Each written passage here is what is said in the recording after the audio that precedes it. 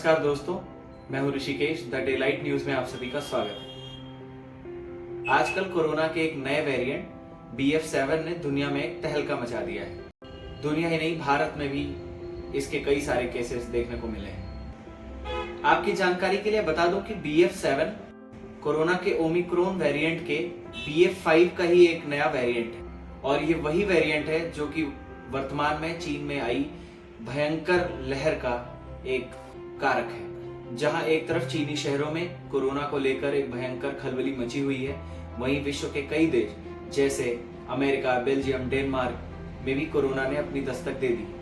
और यही नहीं, भारत में भी इसके कई केसेस देखने को मिले हैं। पिछले सालों में हमने कोरोना की कई लहरों को देखा।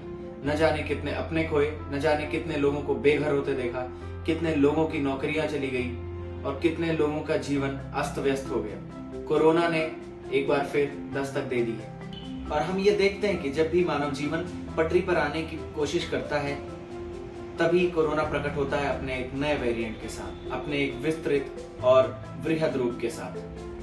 और भारत में अब बढ़ रहे केसेस इसका एक जीवंत उदाहरण है। भारत सरकार ने राज्य सरकारों से आग्रह किया है कि अधिक से अधिक जीनोम सीक्वेंसिंग के लिए सैंपल भेजे जाएं, जिससे यह पता चल सके कि जो अभी के नए कोरोना के केसेस आ रहे हैं वो क्या इसी वेरिएंट की वजह से हैं या नहीं। विश्व स्वास्थ्य संगठन यानी WHO ने कहा है कि हमें चीन में बढ़ रहे कोविड-19 के संक्रमण पर अधिक से अधिक जानकारियां निकालनी चाहिए, जिससे कि आने वाले समय में कोरोना के एक विकराल संकट से पार पाया जा सके। स्वास्थ्य मंत्रालय, भारत सरकार और इंडियन मेडिकल एसोसिएशन ने कोविड को लेकर कुछ नई गाइडलाइन जारी करी है, जिसमें मास्क को दोबारा पहनने पर जोर दिया गया है और अंतर्राष्ट्रीय यात्रियों को हिदायत दी गई है कि कम से कम यात्राएं की जाए।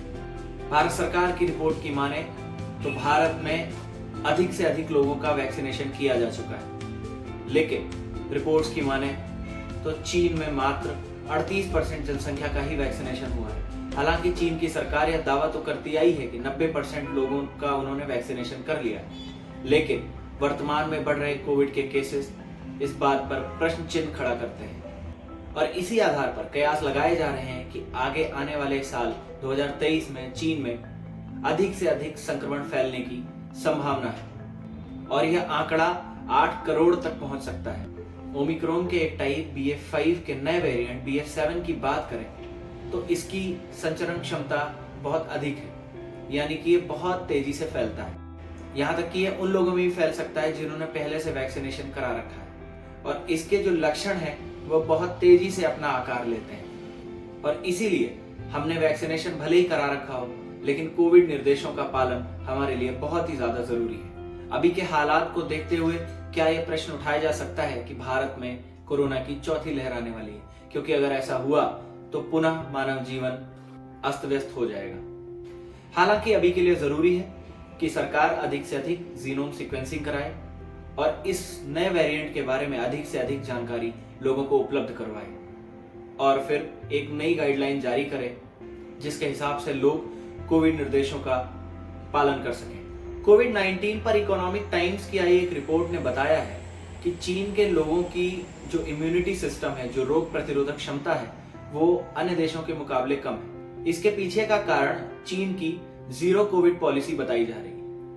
आसान भाषा में जीरो कोविड पॉलिसी को समझते हैं। जब कोरोना के केसेस चीन में पनपने लगे तो चीन ने जीरो कोविड पॉलिसी को लागू किया, जिसका अर्थ है कि अगर किसी क्षेत्र में एक भी कोविड पॉजिटिव केस रहा तो वहां के लोगों को लॉकडाउन का पालन करना पड़ेगा। इससे बहुत से लोग काफी समय तक घरों के अंदर ही रहे, उनका बाहर निकलना ना हो पाया, जिसकी वजह से अल्फा, बीटा और डेल्टा से वो वंचित रहे और उनकी इम्यूनिटी डेवलप नहीं कर पाई।